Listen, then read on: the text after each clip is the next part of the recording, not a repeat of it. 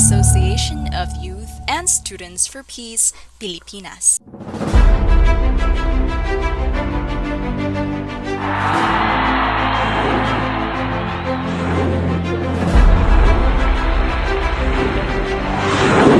A global family of young people building a world of peace with true love.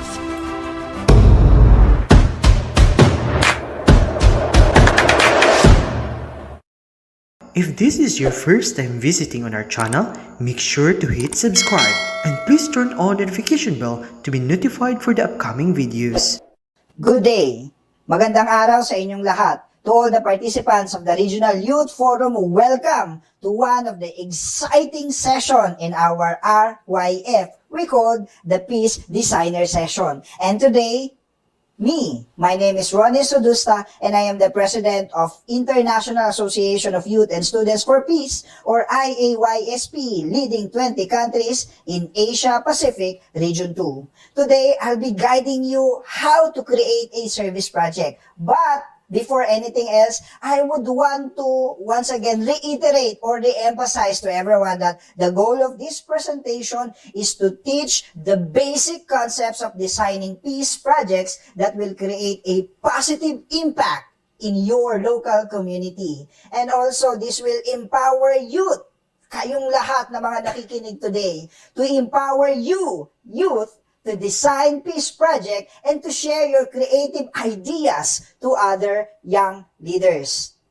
So, I hope you can get to feel joy as you attend this Peace Designer Session. And this is one of the brand project of IAYSP, alongside with a TED Talk form of speaking competition we called Synergy. Student ideas and energy. And then hopefully we can guide you to start your peace project. It's a package that IAYSP is bringing in order to empower young people around the world. Peace Designers Training, Synergy, Peace Project, the brand project of IAYSP. One of the good example of this one that I can share to each and every one of you is the first synergy that took place in Japan. This young man from Japan wins the competition. And ang pinropose niya that time was to plant moringa tree, or in our terminology, malunggay, otherwise known as the green milk miracle tree. Ang problema that he wants to solve is the climate change. He said there is an imbalance of carbon dioxide and oxygen in the world today, and we have to solve this one. In order to solve this one, we have to plant moringa trees. And then he said, 2 moringa trees equivalent to 23 trees of other kinds that emit carbon dioxide. So, we need 15 billion tons of carbon dioxide around the world today in order to imbalance and give remedy, solution to our problem of climate change. Ano yung sabi niya? To be able to have this 15 billion tons, let's plant 10 billion moringa trees. And because of his research, because of his passion, winning the synergy competition, after that one, he traveled to different places around the world. One of which is Indonesia. 2008, they planted 5,500 trees of moringa in this forest in Indonesia. So they planted 5,500 trees. And you know what? Because of the passion of one young people who follow his skills, follow his passion, nagkaroon ng magandang positive outcome. They planted moringa tree in Indonesia, and then nung binalikan nila yon way back 2020, last year, nakita nila nagkaroon ng reforestation, as you can see. Nakita nila na ang malaking tulong nagagawa ng planting moringa tree, not just for the place itself, but around the world. Okay? And it does not stop there. After that one, he went to Benin and planted 20,000 moringa tree. Can you see? And then hindi doon natatapos. Nagpunta sila sa Cambodia. And then they planted 400 trees. And then according to these young people, it's time for young people to shine like rising stars. Let's plant trees. And we hope that we can empower each and every one of you to follow your passion, to make your passion, to turn your passion into something.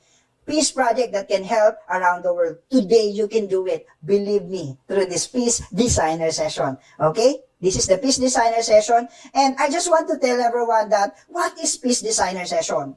Youth and Students for Peace offer a full-day seminar called the Peace Designer that teaches service project planning for youth and young adults. And participants can learn a different perspective on how sustainable peace can be created and identify your personal strength and passions that can be used to help address issues that are present in your local community. The seminar also will take the students or the participants in a step-by-step discussion, and we are providing mentoring and assistance in planning to make your peace project a reality together with wonderful team of young people. Originally, in a day of one or in a 2-day setup of Peace Designers training, workbooks are provided by the seminar speaker. However, because we only have 30 minutes today, I hope that you can utilize your writing pens and materials as I guide you in a step-by-step planning of your Peace Designer's idea. Participants can give their presentation on their project and have action steps ready for when, after this regional youth forum, you can work with your passion and you can share your passion to everyone, to the world. Thank you. Now, the next question, who should attend this Peace Designers training? The primary target audience are young adults ages 18 to 40. But anyone outside of the age range are welcome to participate. The seminar can also be customized to work with younger groups, providing a jumpstart for you to think about how they can contribute to their local community. It is a great opportunity for any group of young people, whether a club, sports team, church youth, or ministry group that want to create service project in their communities. That's why it's very important to attend this Peace Designers training. Now, the question is, if you are a young person with ideas for community project but need a space to plan it out, kailangan nyo lang ng space, kailangan nyo lang ng environment, kailangan nyo lang ng tao who will support your passion, who will turn your passion into a peace project that you can enjoy and help the world at the same time. And you know what? Ang laki ninyo, napakaswerte ninyo because you are in the right place. In this Peace Designers training, we hope that you can meet with other young people. And we hope that your projects can be qualified to be submitted as peace project and help you to give you an entry to participate in a worldwide youth speaking competition we call Synergy. Student Ideas and Energy. You can receive grants and gain support for the project. Later on, in a full Peace Designers training, we will teach you how to raise your funds. We will teach you how to host your peace project. We will further teach you how to make a powerful pitch so that you can give your very great presentation. Ang galing, di ba? Full pack, hatid ni IAYSP for all of you. And, to participate here, you can also receive Peacemaker Award, such as this award. Thank you. Or, if you want to take things step a little further and became not just Peace Designer participant, but became a mentor like me to empower other young people, you are more than welcome to join us. This is the Peace Designer seminar that took place around the world. This photo here is taken during the Peace Designers training of YSP in USA. Apart from that one, we also have the Global Top Gun, wherein 700 young people around the world gathered in Korea, including us, okay, including me. And then we do the Peace Designers table there. Diba? Ang saya. So I hope you can get to meet other young people as you venture, as you take your journey as a youth leader, as a community leader in this Peace Designers training. Ito yung mga Peace Designers training na ginawa nila during the Top Gun. This one talks about reunification, having a new life, unification elevator. So ito yun siya. These are like yung mga Imagineer, okay? Those people who take a step further, use their imagination, use their passion to come up with a solution for a problem. Sana kayo din. We are encouraging you all to do these things. This one, and then took place in Global Top Gun. And you know what? it does not stop there. Thanks to IAYSP Pilipinas for bringing Peace Designers Training in the Philippines. Nakapag-conduct tayo ng mga mentors training and nakapag-conduct tayo ng Peace Designers Training to different youths here in the Philippines. Even though there is pandemic, hindi tumigil si Pilipinas YSP to bring Peace Designers Training to the young people. We had our Peace Designers online training. Kaya, join me. Palakpakan po natin si YSP Pilipinas. Yan, di ba? Eh, sa inyo, visual clap na lang. Thank you so much. Okay, so, I want you now to get your pens and your writing materials because we are about to start and I will guide you so that you can have your own Peace Designers Training. Before that one, I just want to remind everyone, to share to everyone the definition of youth as defined by the UNESCO. UNESCO said, youth is best understood as a period of transition from the dependence of childhood to adulthood independence and awareness of our interdependence as members of community. We are interdependent with each other. That's why we really need to care to each other. Only when we care and only when we have the passion to solve other communities' problem, then we can bring positive impact and make this world a better place. There are 4 key steps in conducting Peace Designers Training. Number 1 is deciding on a peace project. And hindi na ako magpapatumpik-tumpik pa. Ito lang yung kaya kong ituro sa inyo today. Because of the given time, we only have 30 minutes. There are still 3 more key steps. I hope that you can take the full course of this Peace Designers Training para maituro namin isa-isa sa inyo. Okay? So, we'll now go to the step 1, deciding on a peace project. But before that one, let's ask ourselves, ano ba yung peace project? Kailan natin masasabi na ang isang project is a peace project? IAYSP says, any project that brings peace within myself, peace with others, and peace with the environment can be considered as peace project. Why? Because YSP's perspective on peace and development is this one.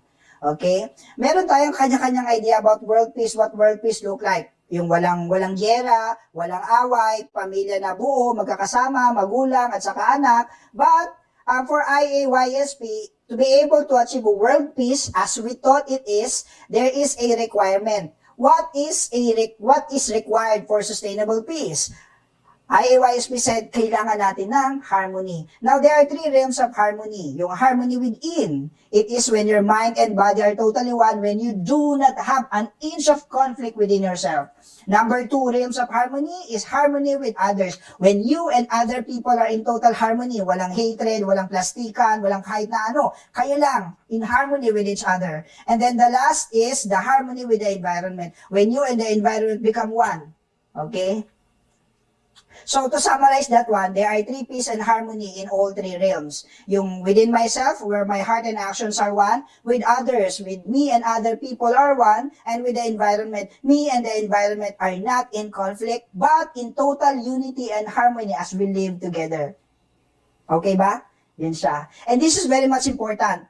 Because doing a peace project is not just doing for peace project alone. Kailangan natin ng underlying principle. There should be a motivation why you are doing your peace project. Yun ang sinasabi ni IAYSP.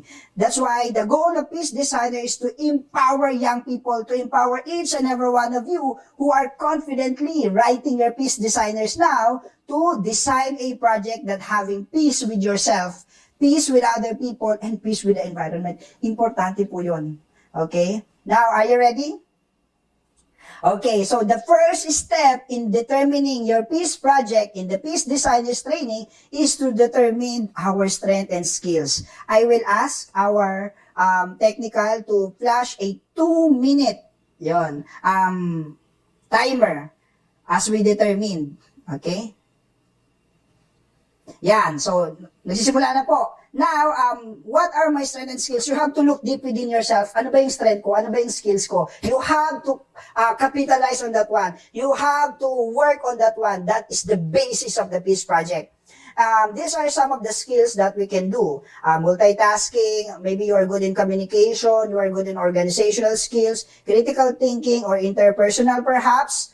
And some of the strength that you have in you, maybe you are good as a leader. You have a leadership skills. And you are good in upholding your values.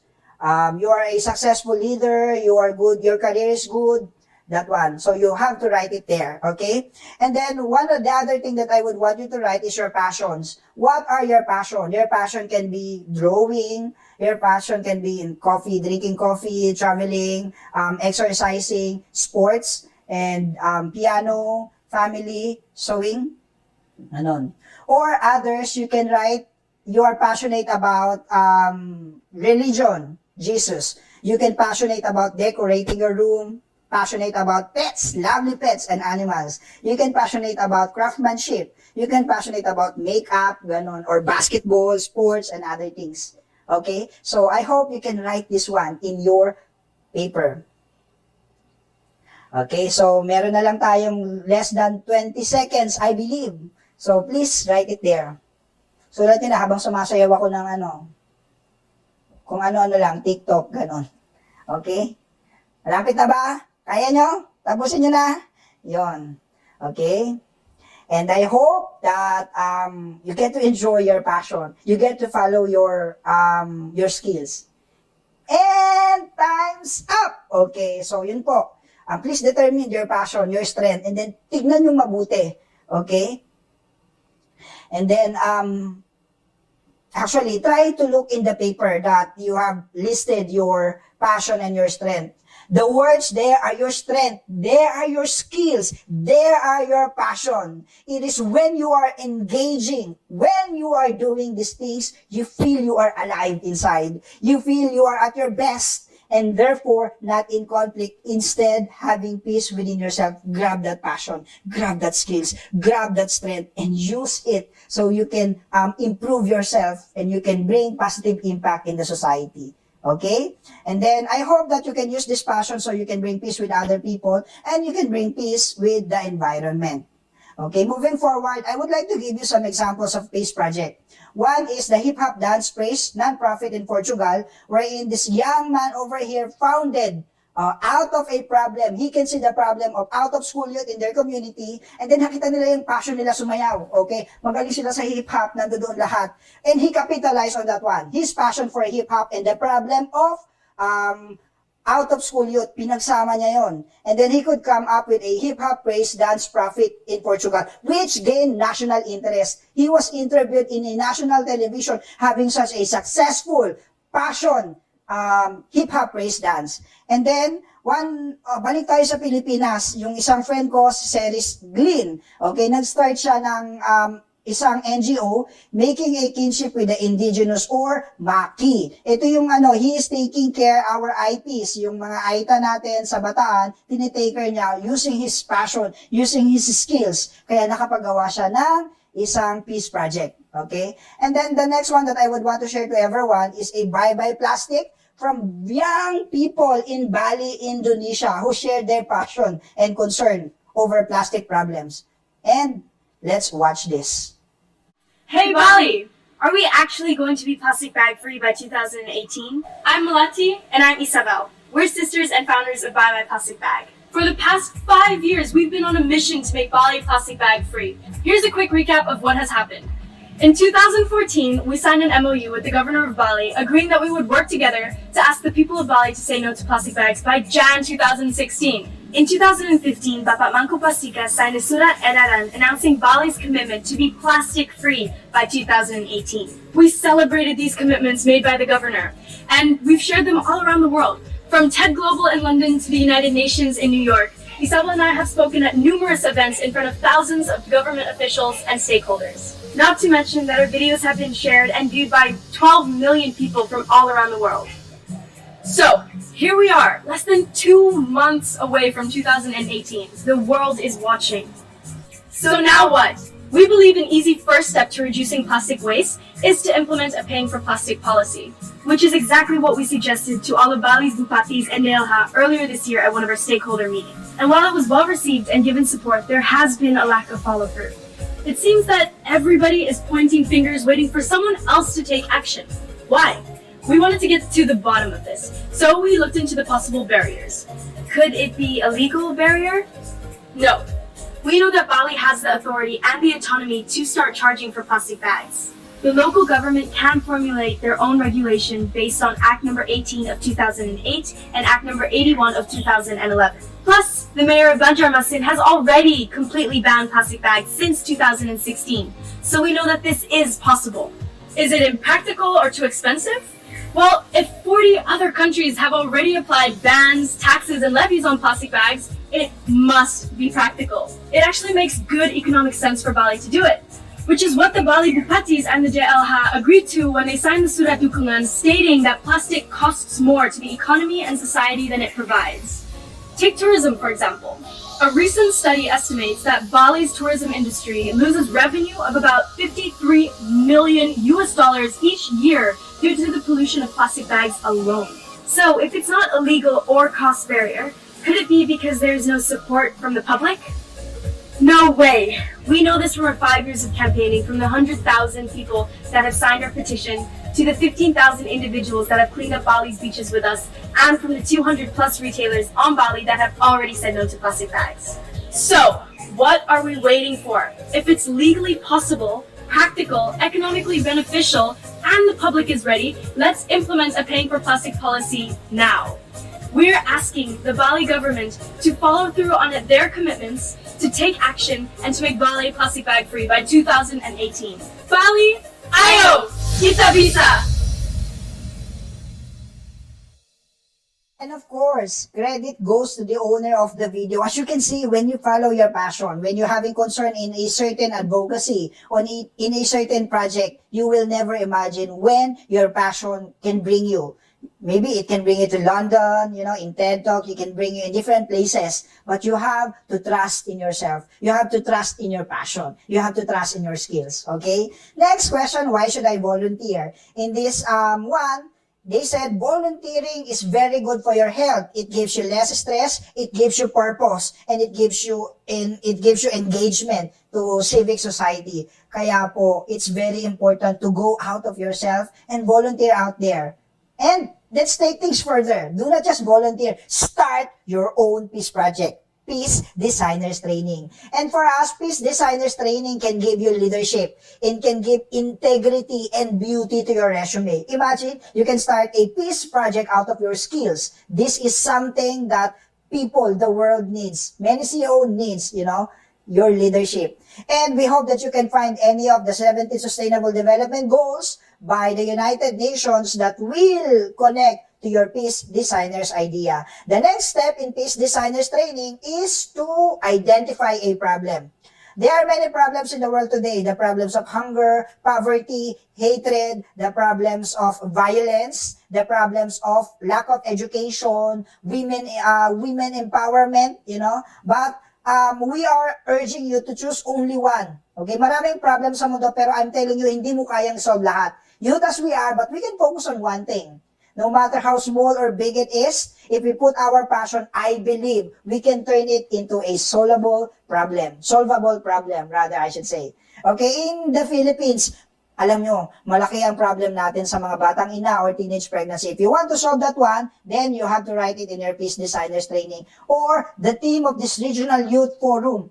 Okay, yung deceptive recruitment. If you think you are very much affected sa mga tao that is deceptively recruited by the Reds, then you have to act on it. Narinig ninyo yung mga iyak, yung mga iyak, dalangin ng mga nanay, ng mga na-recruit na mga bata para umakyat sa bundok at magrebelyon sa gobyerno. If you think you want to help them, you want to help that there will be no mother who will cry, then you have to write that in your Peace Designers Training. Pagtulungan po natin, kaya nating lahat to. Okay? There are 3 steps in Peace Designers Training. Yung pinakauna, you have to write your workbooks, and yung case ninyo, your paper. And then yung pangalawa, you have to share it with other people. Kaya nga kapag nasa offline tayo or yung live, I would want to encourage you to speak. And then number 3 is to share your Peace Designers idea sa harap ng maraming tao. Ito yun siya originally. Okay?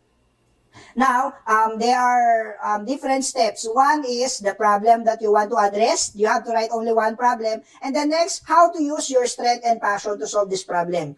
Kailangan yung gawin yan. And then, paano natin masasabing peace project yung ginawa natin? And then lastly, which SDGs is your project connected to? You have to write it. Okay, this is the Peace Designers Training. And for now, I'll be guiding you in what we call 4-position foundation framework. This is very important to do your peace designers idea. Okay? It should be centered on peace perspective and our values. Kagaya ng sinabi natin kanina, 3 realms of harmony. And then, these young people here, such an example of peace designers, meron siyang passion sa skateboard. Nakita niya yung problem to support disaster areas in their community. Through this 4-position foundation framework, intindihin natin ano yung ginawa niya. Okay? Kinumbine niya yung skateboard at saka yung support ng disaster area. And then, he could come up with a brilliant idea of starting a skateboard event in support to the disaster area. Doon sila nag-skateboard. And all the proceeds of this one, ibinigay nila sa community, nakatulong sila. Okay, another example of a 4-position foundation framework in myself. During my peace designers training in Korea, I choose my passion on coffee and life sharing. Kaya kong dumaldal kahit buong araw. Yon. When we're talking about life. And I am so much affected by anxiety, by mental health. Yung mga taong nagsisuicide, bakit sila nagsisuicide? Yung mga taong may depression, yung mga tao na may mental health problem, umiiyak na lang na hindi nila alam yung dahilan. Pinagdaanan ko po yan and I want to solve that one. And through this 4-position foundation framework, I created my own peace designers training. Ano yun? Hanbok Cafe. Hanbok is a Korean term which means happiness. Less lonely people in the world. That's the theme of my peace designers idea. Yun, pinagsama-sama natin yung passion at saka yung problema, then we can come up with a solution. Yun. And I hope we can start your own peace designer session as well.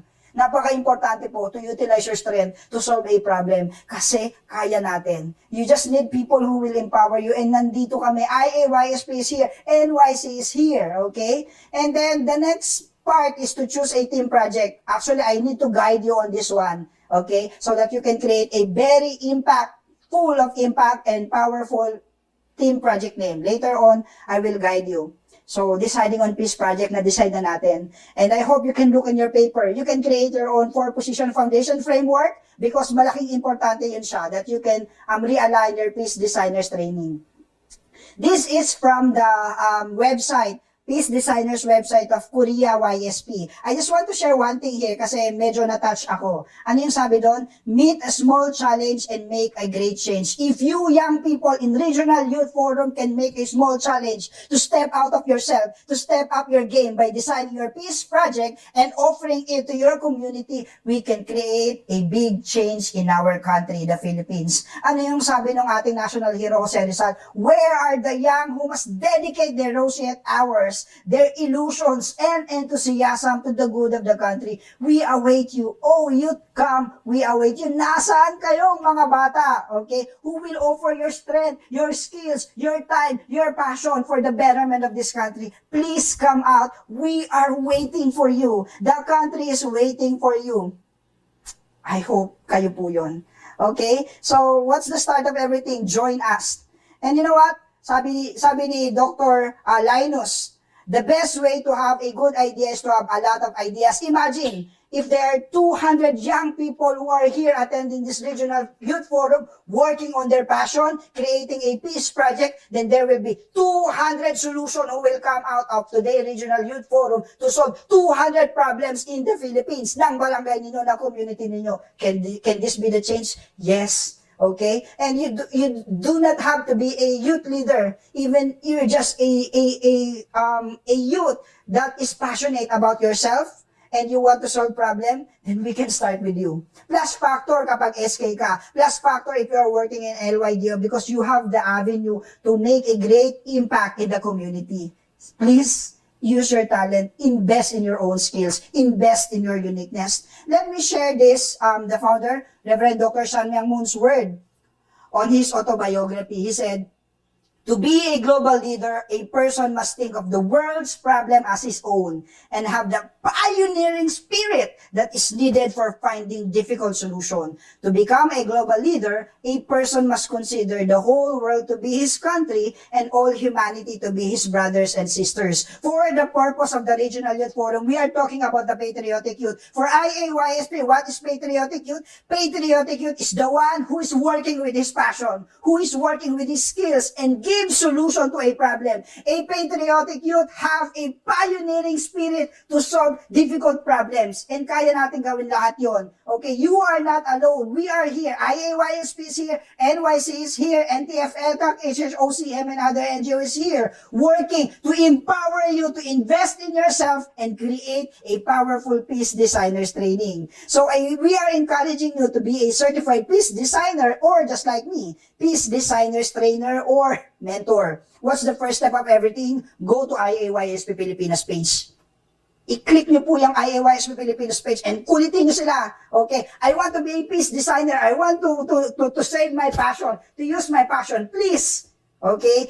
Have a peace designers training sa barangay namin. Okay? Please have peace designers training sa city namin, sa municipality namin, so we can empower young people, students. Okay? Para makagawa ng solution. And then, yung mga, selfie ninyo, share to us your peace designers idea by going to the Facebook page of YSP Pilipinas and share your idea. Sabihin nyo kung anong idea ninyo, kung ano yung problem, ano yung passion ninyo, then we are more than willing to guide you all. Okay? Okay ba yun? Sana may natutunan kayo. And you can come to our website, to our Instagram, or you can contact us via email. If there is a voice that is telling you to take the step further, listen to it. You know you want it. And I know, we know you want it. Brothers and sisters in the Philippines, patriotic youth is the one who's used his passion to come up with a solution to a one problem in the Philippines. Maraming salamat po. This is the Peace Designers Training. This is the IAYSP embracing you all, empowering you to use your talent, to use your skills, and together, let's make this world a better place. Let's make the Philippines a world full of young, talented people who invest in their uniqueness and give solution to our problem. Maraming salamat po. This is the Peace Designer session and hope to meet you all in a further training. Thank you so much and magandang hapon sa inyong lahat. Mabuhay po ang mga patriotic youth na nag-attend ng Regional Youth Forum in today's session. Thank you.